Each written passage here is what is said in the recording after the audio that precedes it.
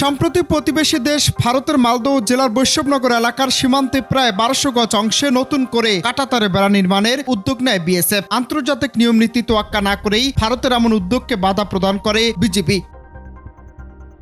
কাঁটাতারে বেড়া নির্মাণ ঘিরে সীমান্তের উভয় পাশে স্থানীয় লোকজনের ভিড় বাড়ে। সেখানে ভারতের অংশের লোকজন জয় শ্রীরাম ও বন্দে মাতারাম স্লোগান দিতে থাকে। জবাবে বাংলাদেশের অংশের লোকজন নারায়ে তাকবীর, আল্লাহু আকবার ধ্বনি দেয়। সীমান্ত এলাকার বেশ কিছু ভিডিওতে দেখা যায় ভারতের এদিক থেকে কয়েকজন লাঠি ও রামদা হাতে স্লোগান দিচ্ছেন। এক ব্যক্তি রামদা সানাতে মশকরা করে বলেন, কেউ এলে কাটার জন্য প্রস্তুত আছি।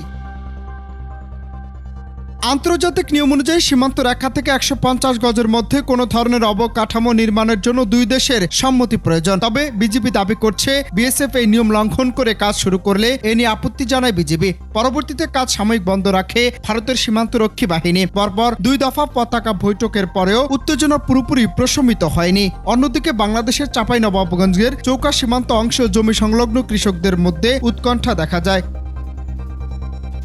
বিএসএফ এর পক্ষ থেকে জানানো হয় বেড়া নির্মাণ কাজ অনুমোদন সাপেক্ষে চলছে। তবে বিজেপি বলছে ২০২১ সালের চিঠিতে এ বিষয়ে যৌথ জরিপের প্রস্তাব দেওয়া হলেও কোনো উত্তর আসেনি। তবে দুই দেশের উচ্চ পর্যায়ে বিষয়টি নিয়ে আলোচনা না হওয়া পর্যন্ত পরিস্থিতি অস্বস্তিকর রয়ে গেছে। এদিকে লালমনিরহাটের পাটগ্রামের ১০ গ্রাম ইউনিয়নের শূন্য রেখায় আন্তর্জাতিক সীমান্ত আইন লঙ্ঘন করে কাঁটাতারে বেড়া নির্মাণ করেছে বিএসএফ। এ নিয়ে সীমান্ত এলাকায় চরম উত্তেজনা বিরাজ করছে। গত ১১ দিনের মধ্যে বিএসএফ ৩ বার পাটগ্রাম বেড়া ও বৈদ্যুতিক খুঁটি স্থাপন করেছে। আবার সবশেষ ১০ জানুয়ারি সকাল থেকে ডিএমটি ৮ নম্বর পিলারের ৩৭ থেকে ৪৬ নম্বর উপপিলারের শূন্যরেখার ১৫০ গজের শেষ প্রান্তে প্রায় আধা কিলোমিটার এলাকা লোহার অ্যাঙ্গেলের খুঁটি দিয়ে ৪ ফুট উঁচু করে কাঁটাতারে বেড়া দেয় বিএসএফ। পরবর্তীতে বিজেপি বাধা দিলে কিছু সময় কাজ বন্ধ থাকলেও পরে শতাধিক বিএসএফ সদস্য ও নির্মাণ শ্রমিক এসে আবারও কাজ শুরু করে।